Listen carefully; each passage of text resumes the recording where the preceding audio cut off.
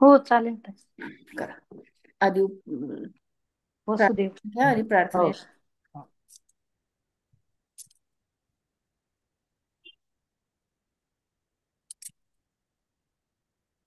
सुरू करू ताई? हो हो, व्हिडिओ सुरू करा ना ते. बरं.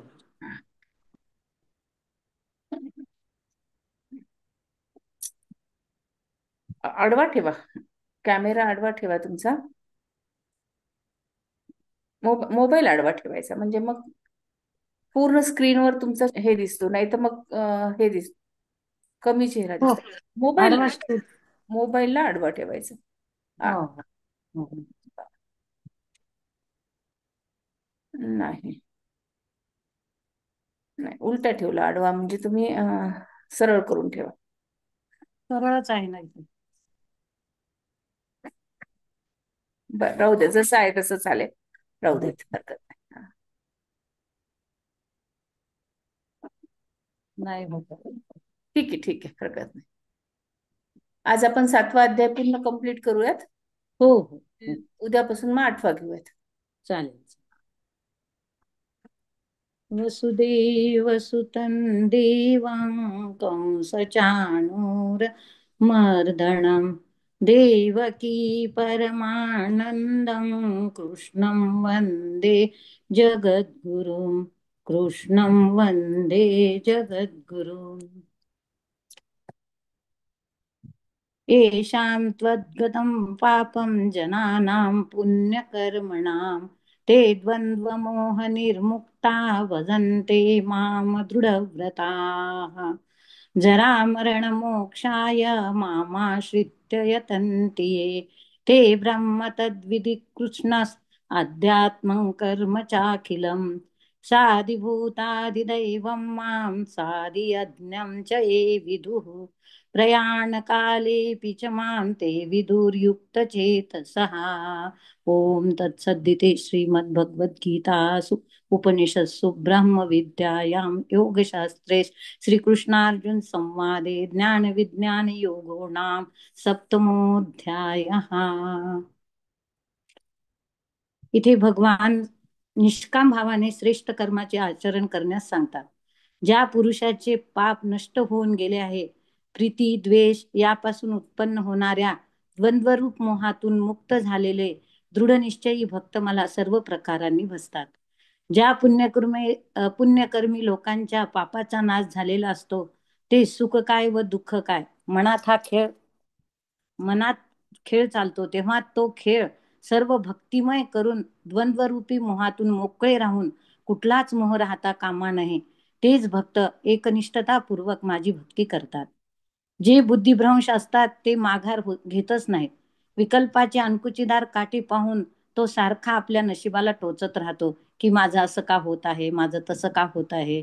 त्याला कुठल्याच प्रकाराची हार मानावी वाटतच नाही. तो आपलंच खरं म्हणतो. तो कधीच या मोह मायेच्या पाशातून सुटू शकत नाही.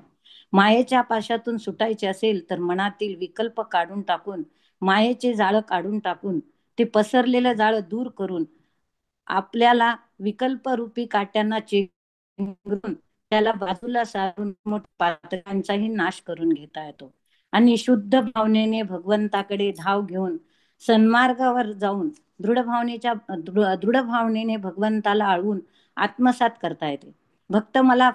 तशीच भक्त मला प्रिय असतात असे भगवंत सांगतात. असे भक्त वाटमाऱ्या त्या तडाख्यातूनही सुटतात आणि मोक्षाला पोचतात. जसे की वाल्याचा वाल्मिकी ऋषी झाला. ही कथा ही सर्वांनाच माहीत आहे. आता 29वा श्लोक. भगवंताचा या श्लोकामध्ये भगवंत सांगतात, भगवंताचा आश्रय घेऊन प्रयत्न करणाऱ्या जीवाला ब्रह्मप्राप्ती झाल्याशिवाय राहणार नाही. जे मला शरण येऊन वार्धक्य व मरण यापासून सुटण्याचा प्रयत्न करतात ते पुरुष ब्रह्म संपूर्ण अध्यात्म आणि संपूर्ण कर्म जाणतात. अर्जुना, सहज विचार करून पाहिले तर ज्या प्रयत्नाने जन्ममरणाची कथा संपते, अशा प्रयत्नास ज्याची इच्छा उत्पन्न होते, ते म्हणतात ना, प्रयत्नाने वाळूचे कनरगडीता तेलही गळे. मानवी जीवाचे प्रयत्न हे पराकाष्ठेचे व निष्ठेचे असले पाहिजे. प्रयत्नांती परमेश्वर. प्रयत्न केला की परमेश्वर प्राप्त होणारच, यात संशयच नाही. म्हणतात ना, परब्रह्म साक्षात कोणत्या ना कोणत्या रूपाने आपल्याला भेटतो. आणि आपली इच्छा फलद्रूप होते. फळ पिकले असता त्यातूनच पूर्णतेचा रस गळतो. त्यावेळी कृत्यकृत्यतेने जग भरून जाते. त्यावेळी कर्माचे प्रयोजन संपते व मन स्थिर राहते. इकडे तिकडे भरकटत नाही व या ठिकाणी भेदाभेद हा उरतच नाही. तेव्हा आत्मा व परमात्मा एक होण्यास वेळ लागत नाही असे भगवंत सांगतात. आता 30वा श्लोक. या श्लोकात भगवंत समग्र स्वरूप जाणण्याचा महिमा सांगतात. जे पुरुष आदिभूत आदिदैव आदियज्ञ या सर्वांच्या आत्मरूप अशा मला अंतकाळीही जाणतात. जे शांतचित्ताचे पुरुष मला जाणतात व माझ्या स्वरूपाला येऊन मिळतात. आदिभूत आदिदैव व आदियज्ञ ही 3 स्वरूपे भगवंत अर्जुनास समजावून सांगतात. अर्जुना तू लक्ष दे. भगवंत अर्जुनाला लक्ष देऊन आत्मसात करण्यासही सांगतात. मनुष्याला मरणाची भीती वाटते, पण ते अटळ असते. कधी ना कधीतरी मरण हे येणारच असते. अंतकाळाच्या वेळी भगवंताशी एकरूप होऊन नामाजपाने नरक यातना ह्या भोगाव्या लागत नाहीत. मरणाच्या वेळी खूप जणांना भगवंताचे नावच येत नाही. आपण आपल्याकडे कोणी म्हातारा माणूस असलं तर त्याला राम राम घे बाबा, आता तुझा वेळ आलेला आहे असं म्हणतो, पण तो आतूनच त्याला नावच येत नसते. तेव्हा आधीपासूनच शरीराला वळण लागली की बरोबर नामजप आपल्या मनातून होतो व तो जो सिद्धीत जातो. तेव्हा यातना भोगाव्या लागत नाहीत. असे जे भक्त असतात ते योगीच असतात. जे संतपदाला पोचतात ते कोणत्याच गोष्टीचा विचार करत नाहीत. भक्ती रसात बुडून भगवंताला एकरूप होण्याचा प्रयत्न करतात आणि ओतप्रोत होतात. श्रीकृष्ण रूपी वृक्षाची वचनरूपी फळे सहज कृपा करून मंद वाऱ्याने अर्जुनाच्या कानरूपी ओटीत अकस्मात पडतात. ही वाक्यरूपी फळे तत्वज्ञानाच्या सिद्धांतांनी बनलेली असतात. ब्रह्मरसाच्या समुद्रात बुडून मग ती तशीच परमानंदात घुटली जातात व तिथूनच अर्जुनाला ज्ञान प्राप्त होते. जणू काय अर्जुनाला ज्ञानाचे डोहाळेच लागतात की काय असे जाणवते. आश्चर्य वाटण्यासारखे आहे. अर्जुन अमृताचा गुटखा घेण्यास सुरुवात करतो. अर्जुन खूप आनंदित होतो व आनंदाने त्याला आनंद हा अनावर होतो, त्याला गुदगुल्या होण्यास लागतात. आता अर्जुनाला फळाचा बाह्य सौंदर्याचे सुख अनुभवास येऊ लागते. म्हणून सतत भगवंताशी अळगून एकरूप होऊन स्थिर बुद्धीने आत्मरूपी भगवंताचे स्वरूप जाणून घेतले पाहिजे. ब्रह्म अध्यात्म कर्म अधिभूत अधिदैव अधियज्ञ अंत्यकाळी योगाने होणारे हे स्मरण हे पुढील अध्यायात आपल्याला आलेलेच आहे. ब्रह्म काय आहे हे समजून घेतले पाहिजे. अध्यात्मात राहून वेळोवेळी भगवंताची चरित्रे गुणवर्णन सामर्थ्य हे श्रवण केली पाहिजे. कर्म कर्म करताना समजून घेऊन त्यात आपण कुठे चुकतोय का हे जाणून सत्कर्म केले पाहिजे. गुरुवर निष्ठा पाहिजे. एकाग्र चित्त करून समजून घेतले पाहिजे. असे अध्यात्म सारे अर्जुनाला प्राप्त झाले व तो भगवंताची दृष्टी जाणून पुढील कार्याला तयार होऊ लागला. असे अनेक उदाहरण आपल्याला इथे सांगता येतील. आपल्याला भगवंताचाच आधार घेतल्याशिवाय कुठल्याही गोष्टीचे पुढे जाणं शक्यच होणार नाही. इथे पांडुरंगाचं एक छोटूस एक कडवं म्हणते मी. आधार खरा जीवनाचा, आधार खरा जीवनाचा, करा गजर हरी नामाचा, करा गजर हरी नामाचा, आधार खरा जीवनाचा, आधार खरा जीवनाचा. येऊनिया नर देहासी, येऊनिया नर देहासी, तू कर्म कसे चुकलासी, येऊनिया नर देहासी, तू कर्म कसे चुकलासी, जा शरण त्या सद्गुरुशी, जा शरण त्या सद्गुरुशी, घे अनुभव आत्मसुखा आचा, आधार खरा जीवनाचा. आधार खरा जीवनाचा. जीवनाला आधार हा भगवंताचाच आहे असे जाणून आपण भक्ती केली पाहिजे. आणि भगवंताला ती एकरूप होण्यास वेळ लागत नाही आणि भगवंत आपल्यावर कृपादृष्टी करून ती करून घेतील अशी इच्छा असते. जसे भगवंत प्राप्तीची तळमळ लागली की शिष्य आणि गुरु एक होतात, तसेच भगवंतांनी साधक पण एकरूप होईल यात शंकाच नाही. धन्यवाद ताई.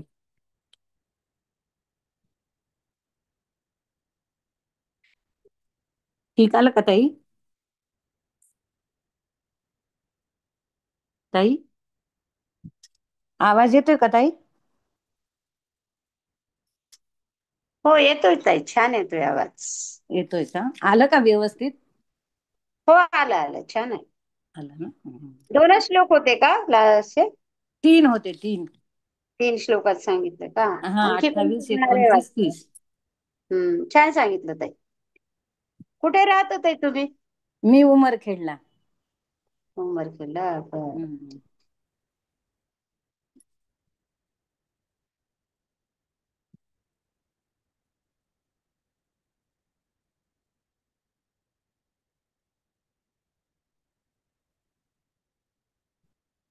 दुसरं कोण सांगणार आहे का?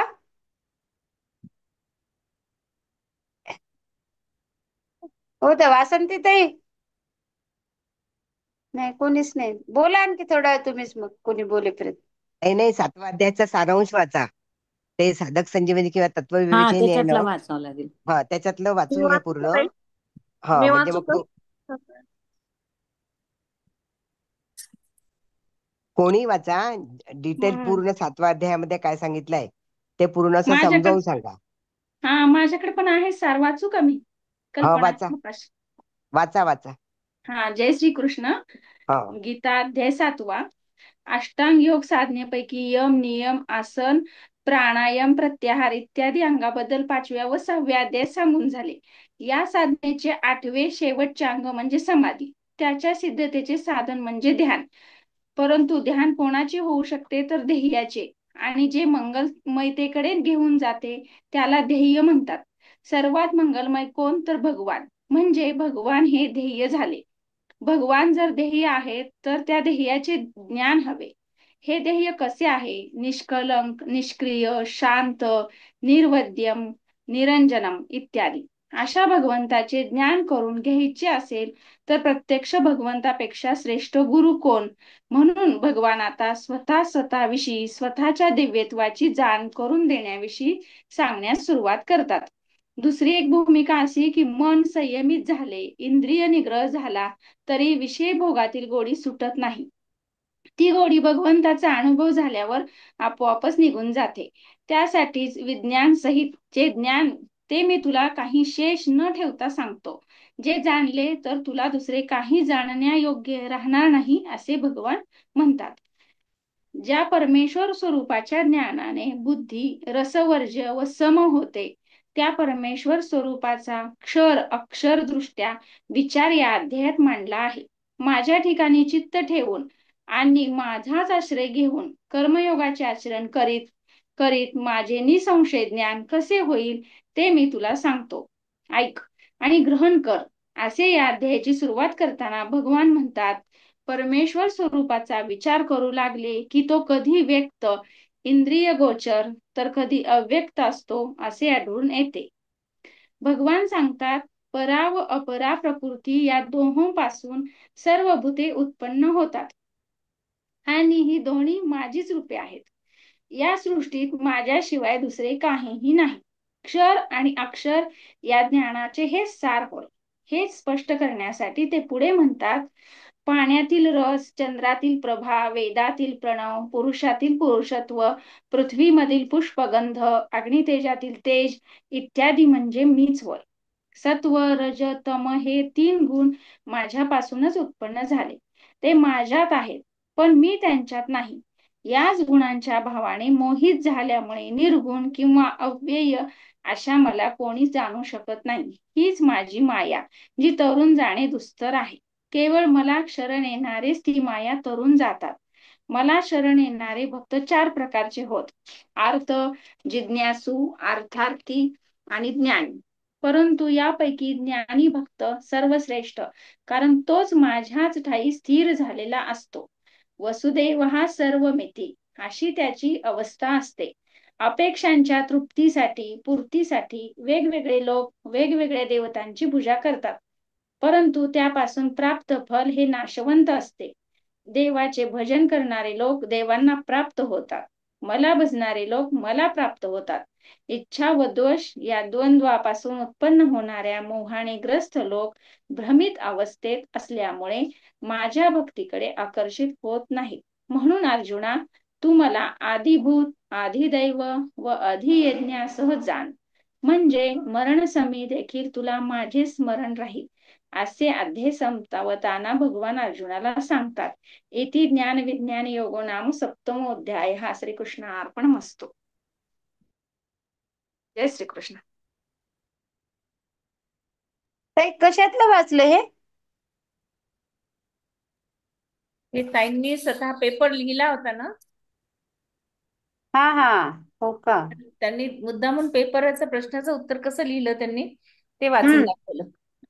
हो. नाही नाही, 7व्या अध्यायाचा निष्कर्ष होता तो. हा, निशाताई वाचता तुम्ही पण?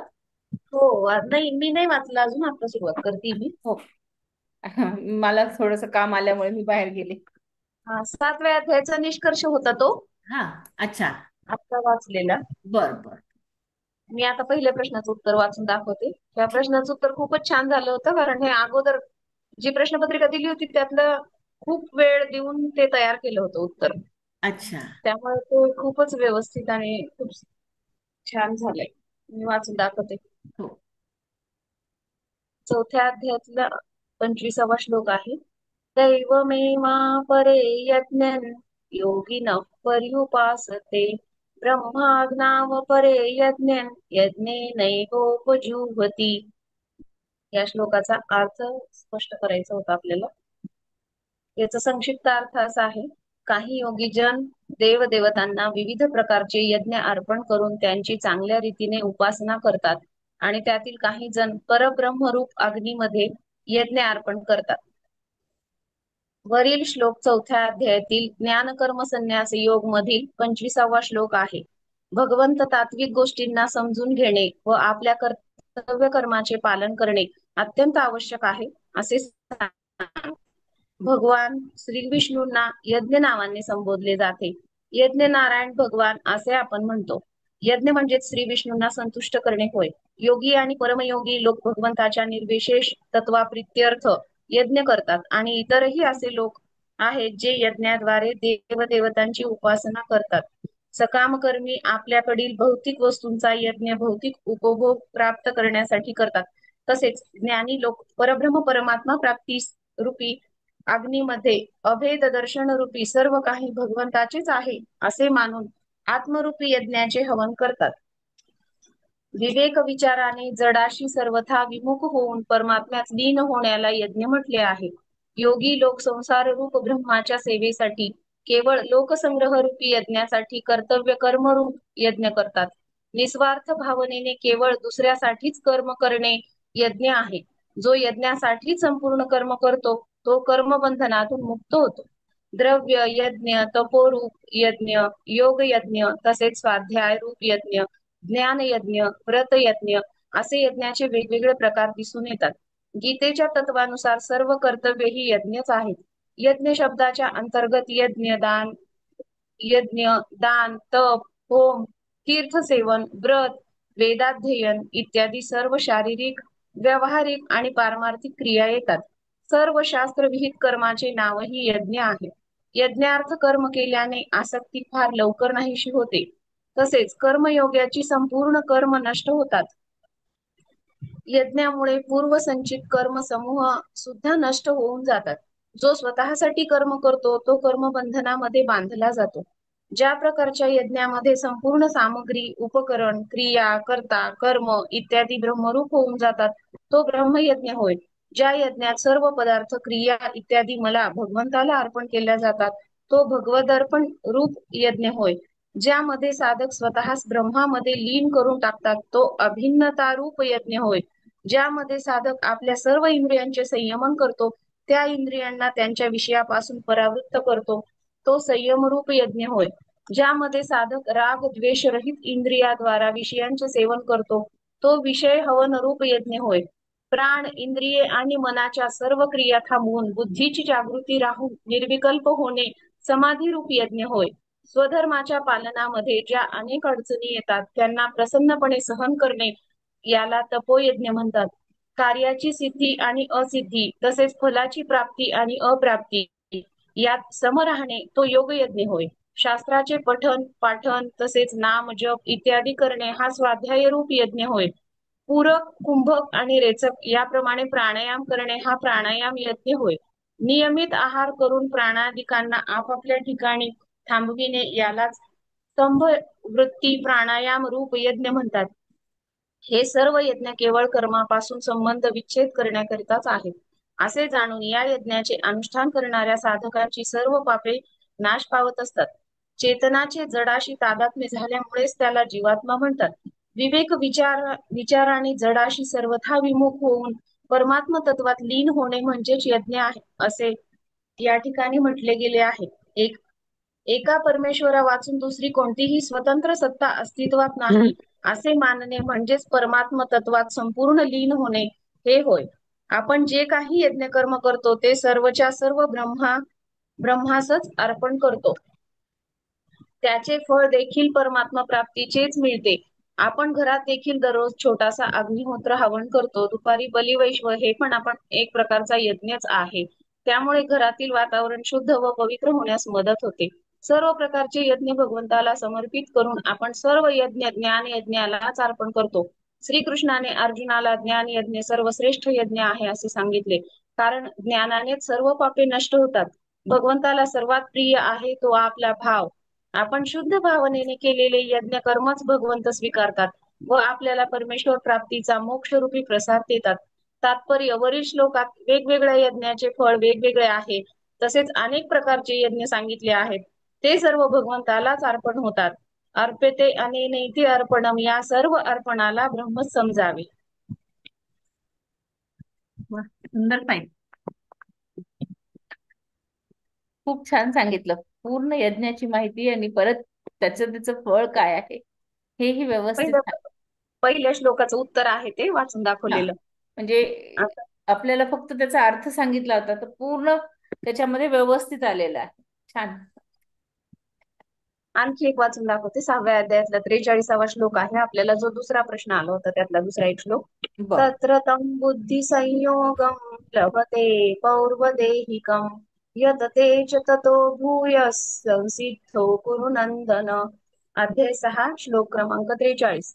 अर्थ: ज्या ठिकाणी त्या ठिकाणी पूर्वदेहीच्या संस्काराने आलेला बुद्धियोग त्याला अर्पण होतो, त्याला प्राप्त होतो. हे कुरुनंदना, त्यापुढे तो पुन्हा योग सिद्धीसाठी प्रयत्न करतो. वरील श्लोक 6व्या अध्यायातील ध्यानयोग अभ्यास योग अध्यायात 43 क्रमांकाचा आलेला आहे. यामध्ये भगवंत अर्जुनाला साधना कशी करायची ते समजून सांगतात. वरील श्लोकात तत्वज्ञ वैराग्यवंत संसारापासून विरक्त झालेल्या साधकाला कोणत्याही स्वर्गादी इतर लोकात फिरत बसावे लागत नाही, तर त्याचा सरळ योग्यांच्या कुळात जन्म होतो व त्याला आपोआपच पूर्वजन्मात केलेल्या तपसाधनेची साधन सामुग्री मिळते व त्या साधन सामुग्रीच्या मदतीने तो आपल्या या जन्मातील साधनेची सुरुवात करतो. तसेच पूर्वजन्मात त्याचे जितके साधन तप नामस्मरण आध्यात्मिक प्रगती झालेली असेल त्यानुसार त्याला चांगले संस्कार सर्व या जन्मात देखील प्राप्त होतात. चांगले संस्कार त्याच्यामध्ये जागृत होतात. साधकाला पूर्वजन्मकृत बुद्धी संयोग मिळाल्यामुळे त्यानुसार त्याला या जन्मात चांगली संगत मिळते. त्यामुळे साधनेच्या नवीन नवीन युक्ती मिळतात व साधनेचा त्याचा उत्साह वाढत जातो. यामध्ये जी चांगली संगत मिळालेली आहे ती देखील साधकाच्या पूर्वजन्मातील साधनेचे फळ असते.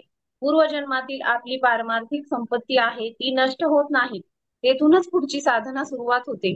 त्यासाठी अनुकूल वातावरण व साधनेसाठी योग्य अवसर प्राप्त होण्याची गरज असते. योग्य वेळी पारमार्थिक उन्नती होते आणि आणखी तत्परतेने साधक आपली साधना करण्यात तन्मय होऊन जातो. साधकाने मनुष्य जन्मात जितके योगाचे साधन केले आहे त्याच्या अंतःकरणावर जितके चांगले संस्कार बिंबले आहेत त्यानुसार तो मनुष्य जन्मात केलेल्या अभ्यासामुळेच भोगामध्ये आसक्त असला तरी सुद्धा परमात्म्याकडे ओढला जातो. खरोखरच मनुष्य जन्म किती मौल्यवान आहे. मनुष्य जन्मातील परमात्मा प्राप्तीसाठी जी साधना केलेली असते ती थोडी सुद्धा व्यर्थ न जाता आपल्याला जन्मोजन्मीची शिदोरी म्हणून उपयोगात येते. म्हणूनच नरदेह दुर्लभ आहे असे म्हटले आहे. इतर योनी या भोग योनी आहेत, परंतु मनुष्य जन्म हा भगवत प्राप्तीचे साधन असल्यामुळे तो दिव्य व दुर्लभ आहे. म्हणून मानवाने आपल्या आत्म्याच्या उद्धारासाठी काहीतरी जे आपल्याला पटेल, रुचेल, जसे जमेल तशी भगवंताची भक्ती करून आपला स्वतःचा आत्मोद्धार केला पाहिजे.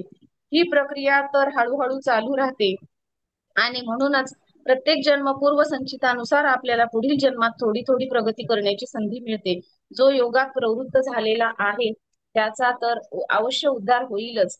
आपल्याला आपल्या मिळालेल्या पूर्वजन्मीच्या साधन संपत्तीचा उपयोग करून या जन्मातील आध्यात्मिक साधना करावयाची असते असे या श्लोकात सांगितले आहे. 2 श्लोकांचा अर्थ वाचला. खूप छान लिहिलाय ताई तुम्ही. आ त्याच्यात पण लिहिलात, खूप छान लिहिलात मला श्लोकाचा दोन्ही. कोणत्या पुस्तक पुस्तकाचा अभ्यास केलात तुम्ही मग? हेच आहे, साधक संजीवनी, ज्ञानेश्वरी आणि हे तत्वविवेचनी तरी नव्हतं माझ्याकडे. बर, हेच नाही आहे. या परीक्षेला आहे तत्व विवेचन. निशाताई आहे. निशाताई मला एक असा प्रश्न आहे, म्हणजे तुम्ही जर श्लोक सांगितला आता आपण स्पष्ट करून सांगितला, तर तुम्ही त्या श्लोकाचा आधीचा श्लोक आणि नंतरचे श्लोक हे सगळं मिळून घेतलंय का का फक्त तोच एकच श्लोक स्पष्ट करून सांगितला होता? नाही, आधीच्या श्लोकातलाही संदर्भ घेऊ शकतो आपण वाचून लिहिताना. हा, आणि पुढच्या पण श्लोकाचा पण घेतलात का? जसं तुम्ही हो, पहिल्या नाही, श्लोकात आपल्याला पहिल्या श्लोक श्लोकाचं जसा वाचन आलेला केलं. आहे ना, जसा आला आहे त्यानुसार आपल्याला काही श्लोक असे स्वतंत्रही असू शकतात, काही श्लोक हा असे असतात की संदर्भ लिहावाच लागतो मागच्या श्लोकांचा. हा तर हा किंवा त्याशिवाय पुढच्या तयारच होत पुढच्या नाही. श्लोकाचं पण घ्यावं लागेल का? हो हो, नाही असेल तर आवश्यक असेल तर घ्यायचं, नसेल तर नाही असं. ओके ओके, तेच नाही, कारण की प्रत्येक कसं श्लोक मी काय वेगळा केलंय आहे ना, तो श्लोक आहे ना बरेचसे त्या श्लोक असे जोडून दिलेले आहेत, दोन्ही दोन्ही हा सोबत दिलेले आहेत श्लोक हा. बरेचसे. नाही, ते त्याचा त्या संदर्भ त्या घ्यावा. श्लोकामध्ये तर एकमेकाचं घ्यावंच लागतं म्हणा, मागचं पुढचं. पण जे असा एक हो स्वतंत्र श्लोक आपल्याला विचारला होता, तर मी काय केलं म्हणजे जो श्लोक विचारला त्या श्लोकाचं फक्त एक दोन म्हणजे थोडं आधीच्या श्लोकाचा संदर्भ घेतला, पण पुढच्या श्लोकाचं काही ऍड नव्हतं केलं नाही, मी. तसं काही नाही, आपल्या मनावर आहे उत्तर कसं लिहायचं आणि किती लिहायचं. हा हा हा हा. चालेल, त्यांना ओके ओके, थँक्यू. मला थोडी शंका वाटली म्हणून विचारलं, म्हणलं क्लिअर करावं, पुढच्या वेळेस आपल्याला करता येतं ना. जयश्री मुकणे म्हणतात आहे, मी वाचू का? वाचा जयश्री ताई.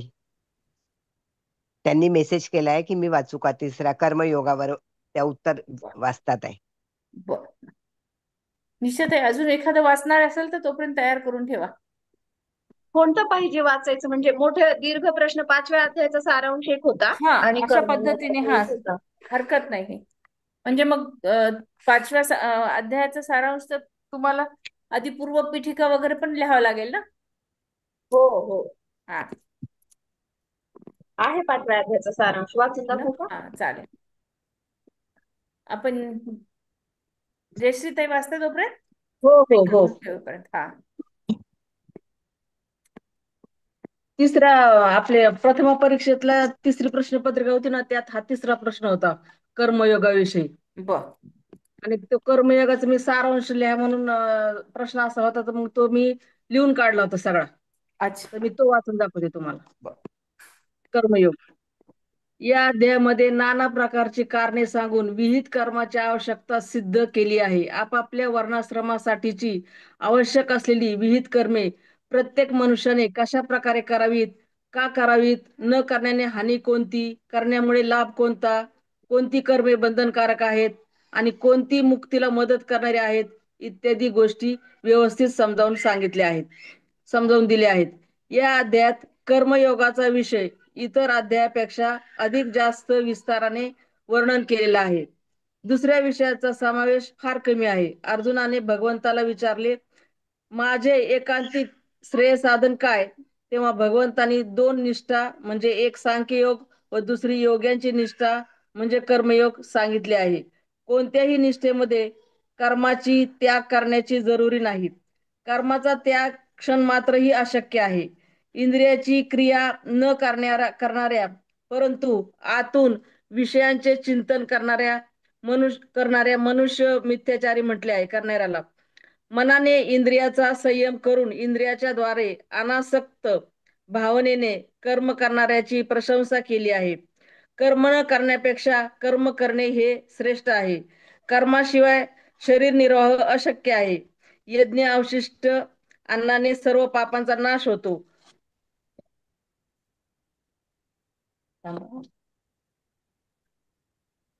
यज्ञ न करणारा पापी असतो. सृष्टी चक्राचे वर्णन करून सर्वव्यापी परमेश्वर हा यज्ञरूप साधनांमध्ये नित्य प्रतिष्ठित असतो. सृष्टी चक्राप्रमाणे न वागणाऱ्याची निंदा केली आहे. आत्मनिष्ठ अशा ज्ञानी महात्म्या पुरुषात कर्तव्याचा अभाव असतो. निष्काम कर्माचे फल म्हणजे परमात्म्याची प्राप्ती असून अर्जुनाने अनासक्त भावनेने कर्म करण्याची आज्ञा केली आहे. जनक इत्यादींना कर्मामुळे सिद्धी प्राप्त झाल्याचे सांगून लोकसंग्रहासाठी कर्म करणे हे आवश्यक असून त्यामुळे लोकसंग्रहाची सार्थकता सिद्ध केली आहे. श्रेष्ठ पुरुषाचे आचरण व उपदेश याप्रमाणे लोक वर्तन करतात.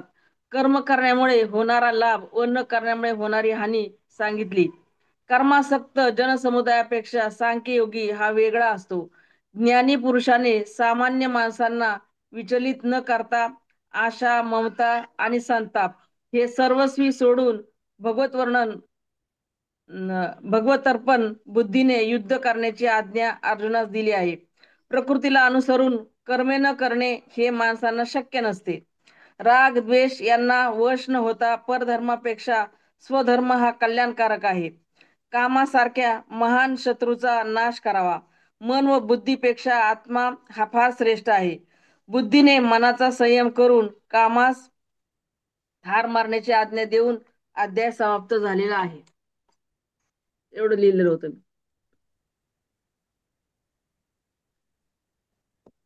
छान लिहिलं ताई. सुचिताताई, ह्याच प्रश्नावर कर्मयोग म्हणजे तिसऱ्या अध्यायाला कर्मयोग आहे तर त्याच्यात काय श्लोक आहेत आणि ह्या अध्यायाचे नाव हे का ठेवण्यात आलंय, हा जो प्रश्न होता ना आपला तिसऱ्या प्रश्नपत्रिकेतला, तो वाचू का मी असं विचारते. चालेल ना, वेळ हरकत नाही, वाचा. हरकत नाही, उलट सगळेजण इच्छुक आहेत वाचायला तर त्याचा आम्हाला नक्कीच फायदा होईल ताई. वाचू का मग मी ताई? हो, नक्की नक्की वाचा. आपल्याला प्रश्न आला होता तिसऱ्या प्रश्नपत्रिकेमधला प्रश्न तिसरा, कोणत्या अध्यायाचे नाव कर्मयोग आहे आणि यामध्ये किती श्लोक आहेत, या अध्यायाचे हे नाव का ठेवण्यात आलेले आहे, असा प्रश्न होता. मी याप्रमाणे लिहिलंय, भगवद्गीता ही भगवंताचे गीत आहे. तत्वज्ञानाचा साक्षात आत्मा म्हणजे श्रीमद भगवद्गीता. गीतेची जगाला दिलेली सर्वोत्तम देणगी म्हणजे निष्काम कर्मयोग. कर्तृत्वाचा मद व फलासक्ती दोन्ही टाकण्याचा मार्ग म्हणजे निष्काम कर्मयोग होय. स्वे स्वे कर्मण्यभिरित संसिद्धीम लभते नरः हा गीतेचा अवघ्या मानव जातीला संदेश आहे. कर्म करताना अकर्ता व अभोक्ता कसे व्हावे हे गीता आपल्याला शिकविते. गीतेने कर्माचा संन्यास सांगितला नसून कर्मातील आसक्ती आणि अहंकाराचा संन्यास सांगितलेला आहे. असे अपूर्व तत्वज्ञान दुसरे काहीच नाही. भगवंतांनी गीता सांगितली आणि अर्जुनाने आपल्या अंतःकरणात ती धारण केली. 18 अध्याय आणि 700 श्लोकामध्ये गीतेची अशी अध्यायवार संगतवार विभागणी केलेली आहे. तसेच भगवद्गीतेमध्ये भगवान श्रीकृष्ण, अर्जुन, संजय, धृतराष्ट्र हे 4 वक्ते आलेले आहेत. परंतु प्रमुख वक्ता भगवान श्रीकृष्ण आणि नंतरचा वक्ता हा अर्जुन असे आहे. अशी सगळ्या पूर्ण 700 श्लोकांची विभागणी ह्या 4 वक्त्यांमध्ये केलेली दिसते. कर्मयोग या तिसऱ्या अध्यायातील श्लोक 1 ते 8 मध्ये ज्ञानयोगाप्रमाणे आणि निष्काम योगाप्रमाणे अनासक्त भावनेने नियत कर्म करण्याचे महत्व विशद केले आहे. ज्ञान हे जर कर्मापेक्षा श्रेष्ठ आहे असे तू म्हणतो तर तू स्वकीयांना मारण्याचे भयानक कर्म मला करावायला सांगतो, असा हा प्रश्न अर्जुनाने विचारल्यावर भगवान श्रीकृष्ण म्हणाले की ज्ञान मार्ग व कर्म मार्ग या दोन्ही प्रकारच्या निष्ठा आहेत. दोन्ही मार्ग एकाच चैतन्याशी एकरूप होतात. कर्माशिवाय कोणीही क्षणभर देखील राहू शकत नाही. प्रकृतीच्या गुणांनी पराधीन होऊन माणूस कर्म करतो. जोपर्यंत प्रकृतीचा संबंध आहे तोपर्यंत कर्माचा त्याग घडत नाही. मनामध्ये विषयाची आसक्ती असेल तर कर्म त्याग खरा नव्हे. मनाचा निग्रह करून अंतःकरणात स्थिर झाल्यावर मग कर्मेंद्रियांनी कर्म केली तरी चालते. शास्त्रविधीने नियत केलेली कर्मे आपण करावीत. तिसऱ्या अध्यायातील 9 ते 16 या श्लोकामध्ये यज्ञादी कर्म करण्याची आवश्यकता सांगितलेली आहे. कर्तेपणाचा अभिमान सोडून ईश्वरार्पण बुद्धीने कर्म केली पाहिजेत. स्वधर्म जो आहे तोच नित्य यज्ञ जाणावा. स्वधर्माचे आचरण केले तर देव प्रसन्न होतात. याप्रमाणे परस्परांना प्रसन्न करून आपले कल्याण करून घ्यावे. स्वधर्माचा जो त्याग करील त्याला काळच शिक्षा करेल आणि हा चोर आहे असे जाणून त्याचे सर्वस्व हिरावून घेईल. संपूर्ण जीवन म्हणजे स्वधर्मरूपी यशाचे साधने आहेत. परंतु भ्रमात राहणाऱ्या लोकांना हे कळत नाही व ते विषय भोगावर लक्ष ठेवतात.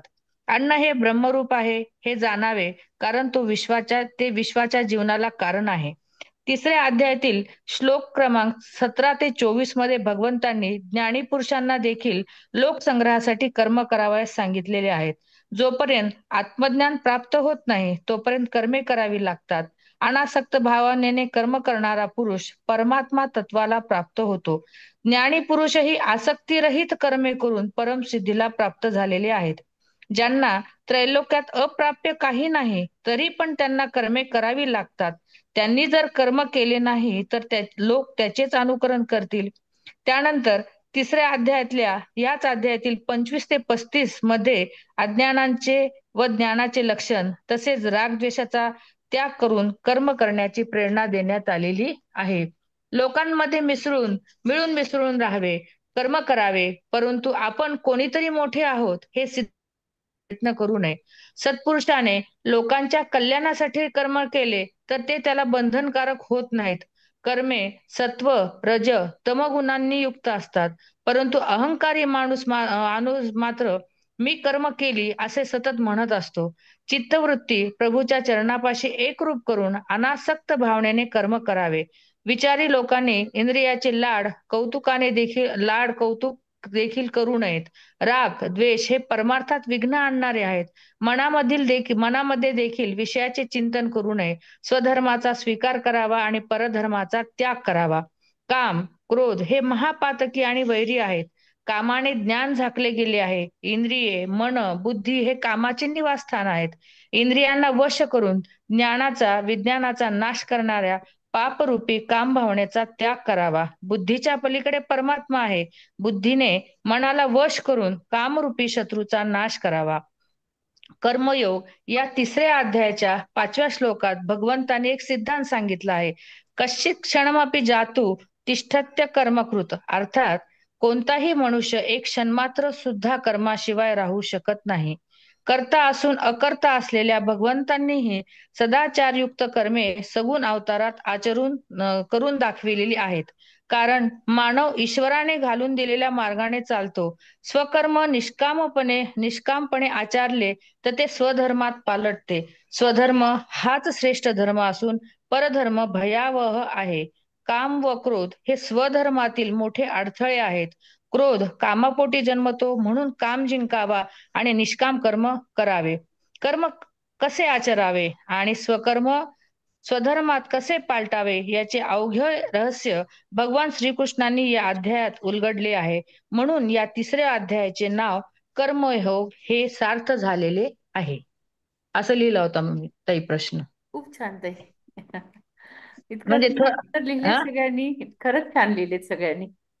चांगलं लिहिलंय, छान लिहिलंय. पूर्ण सारांश पण आला आहे हो. आणि उत्तम लिहिलेलं आहे. मला माहित नाही, मी खरं तर तिसऱ्या अध्यायाचा एक प्रश्न लिहिला होता. हो. तशीच ताई माझी अडचण आहे की ते सहाव्या अध्यायातला योगावर आधारित योग जो सांगितलेला आहे तो 6व्या अध्यायातला जो प्रश्न आहे तो जर कोणी वाचून दाखवला तर मला होईल. कारण की तो मी लिहिला पण मला काही फारसा म्हणजे मी लिहिला असा म्हणून काही वाटला नाही. म्हणजे परीक्षा म्हणून मी लिहिला तिथं दिला पेपर, पण माझं समाधान नाही झालं त्या प्रश्नाचं उत्तर लिहून. मी तर वाचून दाखवेल. कोणी जर हा, चांगलं छान लिहिलं सोमवारी. असेल तर मला कुणाचंही वाचलेलं मला ऐकायला आवडेल. निशाताईच वाचून दाखवतील. ओके, धन्यवाद हो, ताई. तेवढा प्रश्न एक करा, कोणी पण वाचा, माझं काम वाचेल करा. चालेल. हा, मला धन्यवाद ताई. वाटतं सुचेता, आपण सोमवारी आहे ना, सोमवारी हा. आपण उत्तर वाचायचा क्लास ठेवूया. हो, हरकत नाही हो, असं, म्हणजे म्हणजे एक एक वेगवेगळे, प्रश्नाची. हा, वेगवेगळे विचार करतात, लिहिण्याची स्टाईल अगदी कळते. अगदी खरंच आहे. म्हणजे आता आणि हेच प्रश्न जर बघितले तर प्रत्येकाचे वेगळे हो, विचार आणि प्रत्येकाचं स्पष्टीकरण हे खूप सुंदर आहे अगदी. चांगला आहे. आणि प्रत्येकाला उत्तम मार्क आहे, वेगवेगळं लिहिलंय हो पण हो, तरीही सगळ्यांना चांगले मार्क आहे. बरोबर आहे. हा, तर सोमवारी आपण फक्त वाचनाचं हे ठेवायचं. म्हणजे जे कर्मयोगावर आणि अध्याय 6 याच्यावर डिटेल प्रश्न होते, तर त्याचं आपण हा, वाचन एक करायचं. थोडस वाचून दाखवते फक्त. मी प्रश्न लिहिला होता की आपल्याला प्रश्न आला होता असा हा, कर्मयोग. कि अर्जुन ने तीसरे अध्याय में कौन से श्लोक कहे हैं, हम्म. 3 श्लोकों को लिखिए. हो हो, तर त्याच्यावर मी थोडक्यात लिहिलं होतं. बघा आता मला माहित नाही की कसं लिहिलेलं आहे ते, कारण तुम्ही जास्त माझ्यापेक्षा सगळेजण एक्सपिरियन्स आहात. असं नका काही काही म्हणू. नाही, बघा तुमच्या ना फक्त. प्रेरणेनेच आम्ही इथे. नाही, खरंच ना, कारण मी पहिलीच परीक्षा देते. याच्या आधी मी परीक्षा दिलेलीच नाहीये, या कुठल्याच याची दिलेली नाहीये. आम्ही पण पहिलाच नंबर, पहिलीच वेळ होती पहिलीच ताई. तू क्रमांक आहे फक्त ना. हा. तुमच्या प्रेरणेने होतो एवढा आमचा फरक आहे. आम्हाला प्रेरणा तुमची होती. नाही नाही होत आई. खरंच आहे ताई. वाचा तुमच्या ताई, वाचा. प्रेरणेनेच आम्ही एक पुढे गेलो, हे आलो म्हणजे वाचते मी सुरू वाचते मी केलं. हा. श्रीमद भगवद्गीतेतील अध्याय 3 हा कर्मयोगावर आधारित आहे. जेव्हा दुसऱ्या अध्यायात श्रीकृष्णाने अर्जुनाच्या शोक आणि मोहाच्या स्थितीवर मार्गदर्शन करत असताना जीवनाचे, आत्म्याचे आणि कर्तव्याचे गूढ स्पष्ट केले. हा, श्रीकृष्ण आत्म्याच्या अमरत्वाची, कर्मयोगाची आणि समत्वाची शिकवण देतात. तसेच धर्माचे गूढ तत्वज्ञान आणि निष्काम कर्म ही समजावून सांगतात. परंतु या तत्वज्ञानाचे वर्णन ऐकून अर्जुन थोडा गोंधळात पडतो. कारण नंबर 1 असं पॉइंट्स टाकून लिहिलं: आत्म्याचे अमरत्व आणि कर्तव्य पालन. श्रीकृष्ण सांगतात आत्मा अमर आहे, तो कधीच मरत नाही. पण त्याच वेळी ते अर्जुनाला युद्ध करण्यास सांगतात. अर्जुन विचार करतो की जर आत्मा अमर आहे तर मग लोकांचे प्राण घेऊन युद्ध का करावे. दुसरा पॉइंट होता कर्तव्य आणि आत्मस्वजनांचा संहार. अर्जुन आपल्या कुटुंबातील सदस्य, आप्तेष्ट, गुरु आणि जवळच्या नातेवाईकांविरुद्ध युद्ध करणार आहे, ज्यामुळे त्याला हे कर्म नैतिकदृष्ट्या योग्य वाटत नाही. त्याला हे समजावून घेणे अवघड जाते की धर्मानुसार कर्तव्य म्हणून हे युद्ध कसे करायचे आणि ते योग्य कसे ठरते. स्थितप्रज्ञ व्यक्तींची संकल्पना आणि स्थिती. आता तिसरा पॉइंट, श्रीकृष्ण अर्जुनाला स्थितप्रज्ञ व्यक्तीची संकल्पना समजावून सांगतात, पण अर्जुनाला ती लगेच पूर्णपणे समजत नाही. स्थितप्रज्ञ म्हणजे स्थिर बुद्धी असलेला, समत्व भावाने वागणारा, आत्मसाक्षात्कार प्राप्त झालेला मनुष्य. जसा की तो द्वंद्वात, सुखदुःखात, यश अपयशात, लाभहानीत स्थिर राहतो, आपले कर्तव्य करतो, पण मन नेहमी शांत आणि स्थिर ठेवतो. पण इथेही अर्जुनाचा गोंधळ उडतो. द्वंद्वात समभाव ठेवणे, तटस्थ आणि स्थिर राहणे त्याला कठीण वाटते. मनात भावनिक संघर्ष चालू असताना, हा चौथा पॉइंट आहे, स्थितप्रज्ञतेचा विचार त्याला अमानवी वाटतो, कारण भावनांच्या आहारी न जाता तटस्थ राहणे त्याच्यासाठी सोपे नाही. नेक्स्ट पॉइंट, जीवनातील उच्च तत्वज्ञान. स्थितप्रज्ञ ते सारख्या संकल्पना ही आध्यात्मिक उंची गाठण्याशिवाय पूर्णतः समजणे कठीण असते. अर्जुन अजूनही त्या स्थितीत पोहोचला नाही, त्यामुळे स्थितप्रज्ञतेचा अर्थ त्याला संपूर्णपणे उमजत नाही. तसेच कर्मयोग आणि निष्काम भावनेचे पालन. श्रीकृष्ण अर्जुनाला निष्काम भावनेने कर्म करण्याचा सल्ला देतात, म्हणजेच कर्माचे फळ न विचारता युद्ध करणे. पण अर्जुनाला ते कठीण जाते, कारण त्याला युद्धाचे परिणाम आणि त्यात होणारे आत्मस्वकीयांचे मृत्यू यांची चिंता आहे. म्हणून अध्याय 3 मध्ये अर्जुन श्रीकृष्णाला खालील श्लोकात अधिक माहिती विचारतील, जेणेकरून त्यांचा गोंधळ दूर होईल. आता याच्यामध्ये 3 श्लोक मी घेतले होते. पहिला श्लोक होता न्यायसी चेत नसते आपला. तर ह्या श्लोकाबद्दल मी पूर्ण श्लोक वाचत नाही, फक्त अर्थ. अर्जुन म्हणाला, हे जनार्दना, जर तुम्हाला कर्माहून ज्ञान श्रेष्ठ वाटते, तर मग हे केशवा, मला भयंकर कर्म करण्यास प्रवृत्त करीत आहात. कशाला करण्यास प्रवृत्त करीत आहात? एवढंच फक्त लिहिलं होतं, याच्यामध्ये बाकी दुसरं काहीच लिहिलेलं नव्हतं. आता दुसरा सांगितला होता व्यामिश्रेणे व वाक्येन. त्याच्यामध्ये लिहिलं होतं की तुम्ही मिश्रित अशा भाषणाने माझ्या बुद्धीला जणू मोहित करीत आहात. म्हणून अशी एकच गोष्ट निश्चित करून मला सांगा की ज्यामुळे माझे कल्याण होईल. आता यामध्ये सारांश असा लिहिला, अर्जुनाच्या या प्रश्नातून श्रीकृष्णाने उपदेश निश्चित वाटत आहेत. त्याला असे वाटते की श्रीकृष्ण ज्ञान आणि कर्म या दोन्ही मार्गाचे महत्व सांगत आहेत आणि त्यामुळे त्याचा अंतर्गत संघर्ष, संभ्रम आणि मनाची द्विधा अवस्था वाढली आहे. श्रीकृष्णाने ज्ञानयोगाचे, सांख्ययोगाचे महत्व सांगणे आणि त्याच वेळी अर्जुनाला कर्मयोगाचे पालन करण्यास प्रवृत्त करणे यात अर्जुनाची दिशाभूल होते आहे.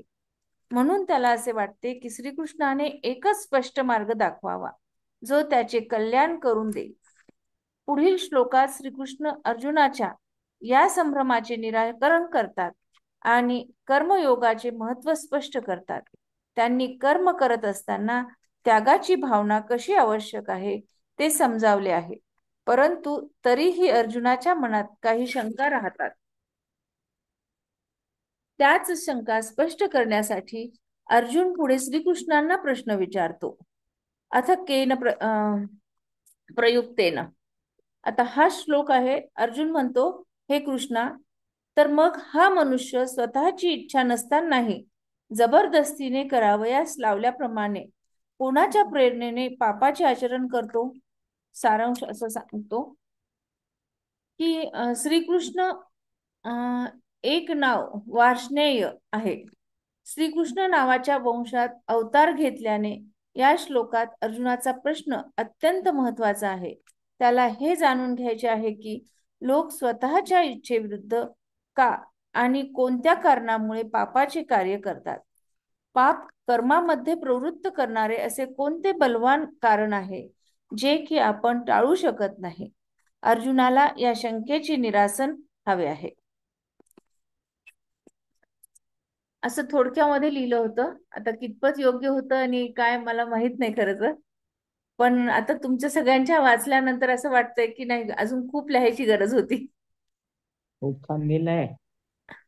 चांगलं लिहिलंय, पहिली चांगलं दिली का परीक्षा? पण थोडं पण छान लिहिलंय ना. पण सगळं चालेल. दिली आहे हा, तुम्ही? पण अजून वाढवणं आवश्यक आहे ना. आता त्यांनी ताईनी वगैरे वाचून दाखवल्यामध्ये त्याच्यात थोडं जास्त आहे. हा, तुमचं थोडक्यात आहे, पण सगळं माहिती आली आहे, पण ते थोडक्यात आहे. बाकी थोडे थोडे मोठे होते. पण काल ते लिहायलाही सांगितलंच आहे काल त्यांनी. हा, काल त्यांनी व्यवस्थित असंच मुद्देसूद लिहायला लिहा, सांगितलंय. जास्त लिहिणं किंवा जास्त कमी नका लिहिणं असं म्हणून. भाग. कारण ते पाहत नाहीत म्हणे. बरोबर. हा, नाही तुमचं ते तर बरोबर काल आहे. आणि त्या त्यांनी हा दृष्टीने पॉइंट पण खूप प्रकर्षाने आम्हाला सांगितला हा, की तुम्ही साधक संजीवनी आणि गीता तत्व हा, विवेचनी तत्वज्ञान हेच हे वापरा. दोनचं वाचन व्यवस्थित करा आणि त्याच्यावरच लिहा. म्हणजे बाकीचं हा, काय होईल की जास्ती फापट पसारा होणार नाही उत्तरपत्रिकेत बरोबर. आणि म्हणजे आणि मी गोंधळ वाढणार बिलकुल नाही. सारांश रूपानेच लिहिलं होतं, पण आता हो. तुमच्या छान लिहिलं, सगळ्यांनी अगदी बघितल्याच्या मुद्देसूद आहे ते. हा, मुद्दे अगदी सुद्धा आहे ना ताई, मुद्देसूद पण आहे. मुद्दे सुद्धालाच महत्व आहे ना. ते खूप तर लिहून तेच मी म्हणत मुद्दाच होते नसतो. सुचेताताई, आता आपल्याला कसं करावं लागेल. आपल्याला लवकर आपला कोर्स म्हणजे काल त्यांनी सांगितलं मला, तेव्हा मला आश्चर्याचा धक्का बसला की त्यांनी मागच्याच परीक्षेला म्हणजे प्रथम परीक्षेलाच त्यांनी त्यांचा ग्रुप तयार करून साधक संजीवनी आणि तत्वविवेचनीचं वाचन पूर्ण केलं होतं. आणि आता त्यांनी परत दुसऱ्या मध्यमाला बसल्यानंतर परत ते म्हणजे अभ्यास पुन्हा होतो सुरू ना, केलं त्यांनी. वाचनाने कसं माहिती होते, अभ्यास हा, होतो. तर तसंच आपल्यालाही करायला हवं. माझी कुठार कळकळीची विनंती आहे सगळ्या भगिनींना. सगळे चांगले लिहितात, सगळे चांगले बोलतात. ज्ञानेश्वरीचे वाचन आपल्याकडे चालू होतं, ते पण एक मला त्याच्याबद्दलही आदर आहे. पण आता आपल्याला अगदी ह्याच्यानी अगदी तत्वविवेचनी त्या श्लोकाची तत्वविवेचनीत काय सांगितलंय आणि त्या श्लोकाबद्दल साधक संजीवनीचं अगदी वर्ड नु वर्ड वाचन करायचं फक्त, म्हणजे ते सगळ्यांना आपल्याला नीट समजून घेता येईल त्या एक तासाच्या पिरियड मला मध्ये. पण असंच वाटतंय की म्हणजे लिहिलेलं वाचून दाखवण्यापेक्षा साधक संजीवनी समोर घेऊन वाचून दाखवायला पाहिजे. वाचायला हवं. म्हणजे आपले भरपूर अध्याय राहून जातात नंतर वाचनाचे. आपण पॉइंट म्हणजे आणि हे कंस करून ठेवायचं आणि ते पॉइंट लिहायचे. पण ते बस पेन्सिल लिहिलेलं घेऊन आपल्याला हातात किती बसायचं. लक्षात राहते ताई? कोणाचं लिहिलेलं आपल्याला किती नाही, लक्षात म्हणून मी राहते? सुचेता ताईंना आज विनंती करते की सगळ्यांचं जर म्हणणं तसं असेल तर आपण रोज ते आपण श्लोक घेऊन किंवा अध्याय घेऊन त्या अध्यायामधले श्लोक घेऊन रोज 4-4 अध्याय प्रत्येक 4-4 श्लोक प्रत्येकीने टीका आणि विवेचन ते दोन्ही वाचून काढायचं आणि आपलं काम संपवायचं. प्रत्येकीला हो ताई, चान्स. हरकत नाही ना. माझं पण असंच मत आहे. हा. सुचेता, तर मी सगळ्यांनी वाचू का त्याला उत्तर माझं? उत्तर वाचू का कर्मयोगचं? हो, हरकत नाही. हो, वाचून हा घ्या ना ताई. वाचा हा वाचा आज वाचून घ्या. म्हणजे काय, फक्त मी कसं म्हटलं लिहायचं ना? ताईंना सांगायचं आणि सगळ्यांची संमती घ्यावी. हाँ कौन से अध्याय का नाम कर्मयोग है, इसमें कितने श्लोक है, उस अध्याय का यह नाम क्यों रखा है? माझं उत्तर असं आहे, अध्याय 3चे नाव कर्मयोग आहे. या अध्यायामध्ये एकूण 43 श्लोक आहेत. अर्जुन उवाचचे 3 श्लोक आहेत. भगवान उवाचचे 40 श्लोक आहेत. अर्जुनाने सुरुवातीला 2 प्रश्न विचारून अध्यायाची सुरुवात केली. भगवंतांनी 33 श्लोकात कर्मसन्यास समजावून सांगितला, पण तरीही अर्जुनाचे मन अजूनही द्विधा मनस्थितीत होते. 36वा श्लोक अर्जुनाने पुन्हा विचारला. भगवंतांनी 7 श्लोकामधून त्याच्या प्रश्नाला उत्तर दिले आणि तू शत्रूंना मारू शकतोस असा सल्ला दिला. कर्मयोग. या भौतिक जगामध्ये प्रत्येकाला कोणते ना कोणते कर्म करायलाच हवे, परंतु आपण केलेले कर्म आपल्याला या संसारात बांधून ठेवू शकते किंवा मुक्त करू शकते. निष्काम भावनेने परमेश्वराच्या आनंदाप्रित्यर्थ कर्म केल्याने मनुष्य कर्माच्या क्रिया आणि प्रतिक्रिया यातून मुक्त होऊ शकतो आणि आत्मा आणि परमात्मा याबद्दल दिव्य ज्ञान प्राप्त करू शकतो. हा कर्मयोगाचा अर्थ आहे. अर्जुनाला स्वधर्माविषयी झालेल्या मोहाचा निराश करण्यासाठी भगवंतांनी त्याचे अज्ञान किती आहे हे पाहिले. आत्म्याची अमरता, देहाची नश्वरता आणि स्वधर्माचरणाची आवश्यकता पटवून दिली. जीवनाचे सिद्धांत आत्मसात करण्यासाठी कर्मफलाचा त्याग करून निरीच्छपणाने समभावयुक्त कर्म करण्याची युक्ती समजावून सांगितली. सांख्यबुद्धी आणि योगबुद्धी ज्याच्या ठिकाणी स्थिरावली आहे अशा आदर्श स्थितप्रज्ञाची साकार मूर्ती त्याच्या दृष्टीसमोर उभी केली. जीवनाचे शास्त्र आणि जीवनाची कला याच्या संयोगाने जीवनाची सार्थकता सिद्ध करणारी निस्सीम ब्रह्मस्थिती जे अनुभवतात त्यांना परब्रह्माची प्राप्ती सहजतेने होते. कर्मापेक्षा बुद्धी म्हणजे ज्ञान श्रेष्ठ आहे असे जर तुला वाटत असेल तर तू घोर कर्माला तू उत्तेजन का देत आहेस असे विचारले. अर्जुनाला युद्ध करावे की करू नये असे वाटत होते. भगवंतांनी निसंदिग्ध उपदेश करावा अशी त्याची इच्छा होती. सांख्यनिष्ठा आणि कर्मनिष्ठा सांगितल्या. सांख्यनिष्ठा म्हणजे ज्ञानाचे महत्व आणि कर्मनिष्ठा म्हणजे कर्माला महत्व हे समजावून दिले. अर्जुनाला भगवंत सांगतात, तुझ्या मनाला आवर घाल, तुझ्या चित्ताला स्थैर्य येऊ दे. उचित आणि प्राप्त झालेले कर्म हेतुरहित होऊन पूर्ण कर. कर्म न करण्यापेक्षा कसेही कर्म करणे हे योग्यच आहे. स्वधर्माप्रमाणे कर्म करीत राहणे हाच महान यज्ञ आहे. निजधर्माचा जेव्हा त्याग घडतो तेव्हा कुकर्माची आवड निर्माण होते. अनासक्त होऊन स्वधर्मानुसार प्राप्त झालेले कर्म करीत राहणे हेच तुझ्यासाठी उचित आहे. स्वधर्माचे अनुष्ठान जे करीत नाही त्यांचे जीवन व्यर्थ जाते. स्वधर्म कधीच सोडू नये. अर्जुन क्षत्रिय होता. युद्ध करणे त्यासाठी स्वधर्म होता. तो ते करण्यास मानसिकतेने तयार नव्हता. 2 अध्यायात भगवंतांनी सांगून तो युद्धाला कर्तव्य म्हणून करण्यास धजावत नव्हता. म्हणून भगवंतांनी कर्म, अकर्म, विकर्म याद्वारे त्याला समजावून सांगितले. स्वधर्म हा यज्ञच आहे, तो तू नाकारू शकत नाहीस हे अनेक विषयांद्वारे त्याला समजावण्यासाठी अध्याय 3 कर्मयोग सांगितला. उचित कर्तव्य कर्म करीत राहा असे ते सांगतात. अनासक्तपणे स्वधर्माचे आचरण करून अज्ञानी लोकांना कामात प्रावीण्य मिळवून दे. आपला स्वधर्म कठीणच असला तरी पूर्णपणे त्याचेच अनुष्ठान कर. आपल्याच कर्माचे आचरण करावे. आपल्या जीवनातील काही काळ कर्माचा तर काही काळ अकर्माचा असतो. अकर्मामुळे प्रगतीची आणि अधोगतीची शक्यता नसते. मनुष्याची घडण ही कर्माच्या काळाप्रमाणे होते. इथे मी एक डायग्राम काढला होता. वर लिहिलं होतं जीवन, कर्म, अकर्म आणि कर्माच्या खाली लिहिलं होतं कर्म आणि विहित कर्म. परत विहित कर्माच्या खाली 3 केलं होतं, नित्य, नैमित्तिक, काम्य. परत नित्याच्या खाली दैनंदिन कर्म, नैमित्तिकच्या खाली वैश्विक प्रसंगानुसार कर्म आणि काम्याच्या खाली कामना प्रेरित कर्म आणि अकर्मच्या खाली लिहिलं निषिद्ध कर्म. तो असा चार्ट लिहिला होता. व्यक्तीस जे घडविते त्याच्यामध्ये जी क्रांती घडवून आणली जाते त्यालाच कर्म म्हणतात. जन्मापासून मृत्यू येईपर्यंत आपण कर्म केलेच पाहिजे. भगवंतांनी संन्यास मार्ग हा योग्य आहे असे सांगितले, पण उपदेश मात्र कर्म मार्गाचा केला. कर्म मार्ग हा ध्येय प्राप्तीचे साधन आहे, प्रत्यक्ष ध्येय नाही, पण ज्ञान मार्गाची तयारी आहे. कर्मयोगाचे आचरण केल्यामुळे साधक ज्ञान मार्गावरून चालण्याचा अधिकार प्राप्त करतो व तो ज्ञान मार्गाचा साधक होतो. केवळ कर्माचा संन्यास केल्याने पूर्णत्वाची प्राप्ती होत नाही. गीता मनुष्याला योग्य मानसिक दृष्टिकोन ठेवून सर्व सामर्थ्यानिशी कर्म करण्याचा उपदेश सर्वांना देते. संपूर्ण कर्मे प्रकृतीच्या गुणांकडून केली जातात. अहंकाराने मोहित झालेला पुरुष मी करता आहे असे मानतो. ज्ञानी पुरुष पूर्ण स्वतंत्र मनोवृत्तीने कार्य करतो. सर्व कर्मे भगवंतांना समर्पित करावीत.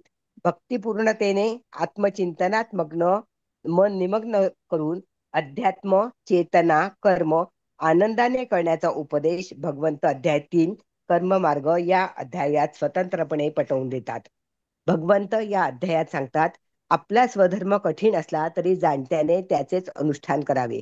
स्वधर्माचे आचरण करताना मृत्यू आला तरी तो श्रेयस्कर समजावा, परंतु परधर्म भयावह असल्याने त्याचा स्वीकार करण्याचा विचार करू नये.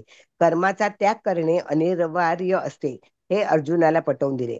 त्यामुळे आपले शरीर जे कार्य करीत असते ते सुखावह होते. शरीर आणि बुद्धी सतेज राहते. लोकसंग्रह साधून चित्तशुद्धी मिळते आणि दंभाचा नाश होऊन आपण समाजात आदर्श होतो. असा कर्माचा महिमा सांगून कर्तव्य कर्म करण्याचे प्रतिपादन केले आहे. अर्जुनाला अजून स्वधर्म समजत नव्हता, म्हणून तो विचारतो, अधर्माचा स्वीकार केल्यामुळे नाश होतो, तरीही पुरुष पापाचरण करण्यासाठी प्रवृत्त का होतो?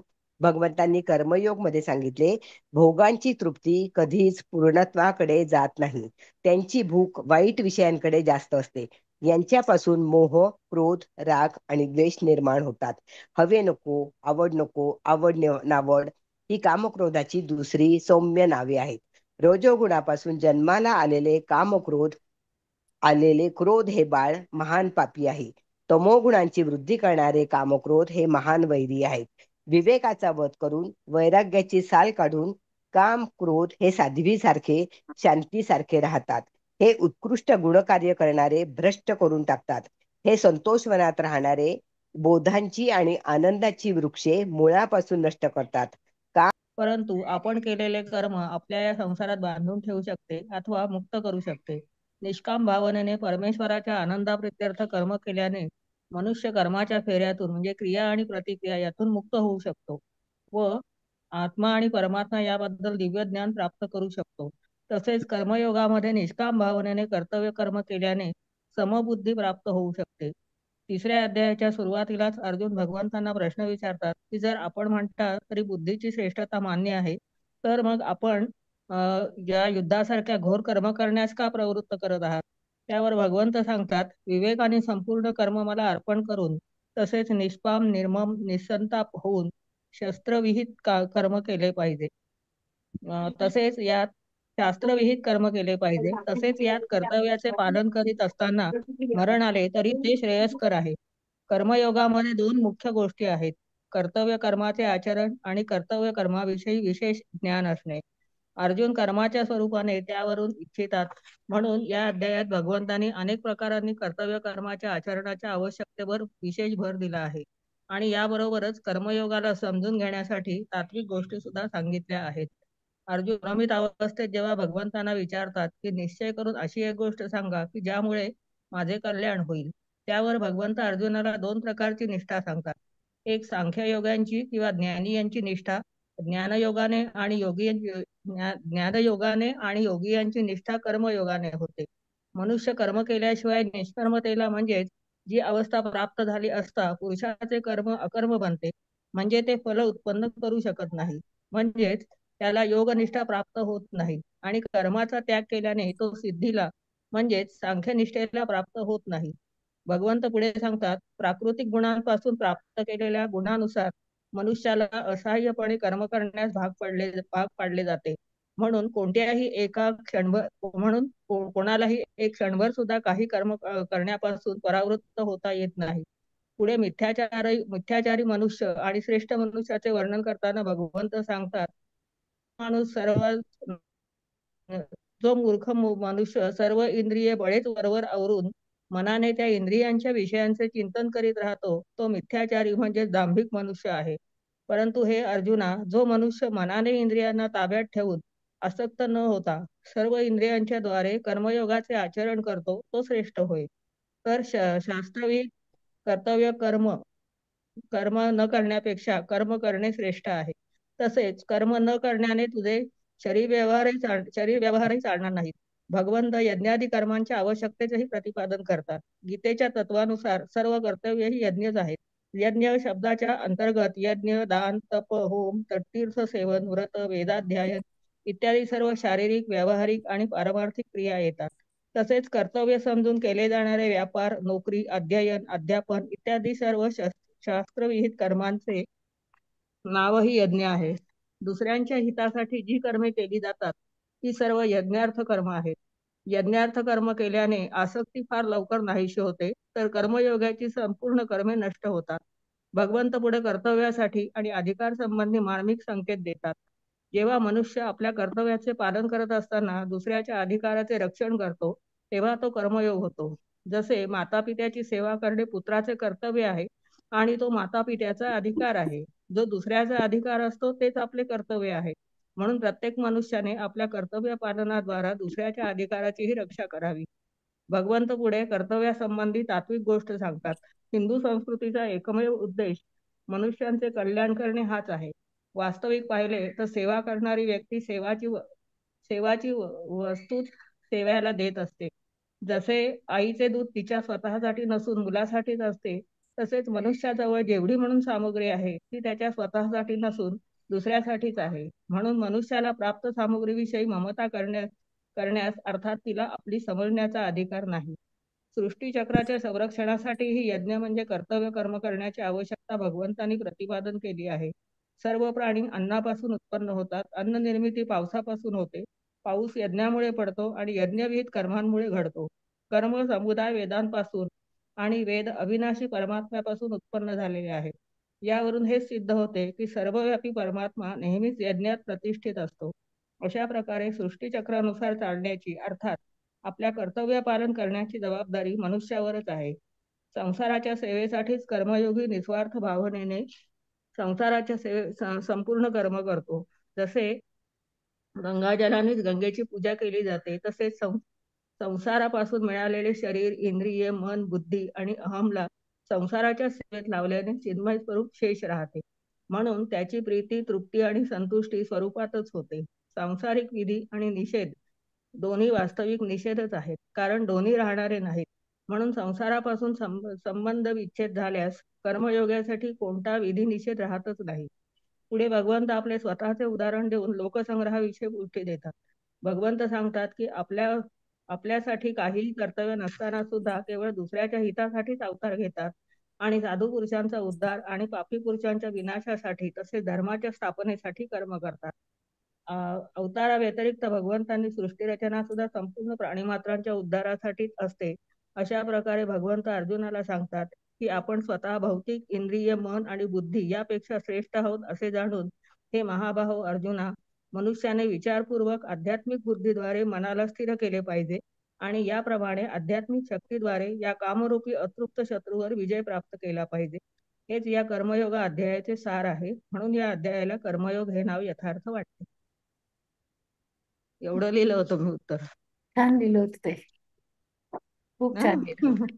कारण त्याला मार्क काहीतरी 30 होते, हो, त्याच्यामुळे जास्त तेवढं लिहिलं. लिहिणं गरजेचं होतं. बरोबर. ते 4. 3 ते 4 हो फक्त. ठीक. हा, आज खूप उशीर झाला ओके कारण आता. ओके चला. ओके ओके चला मग. हा चला ओके मग जय चला. श्रीकृष्ण जय जय श्रीकृष्ण जय श्रीकृष्ण. जय श्री कृष्ण.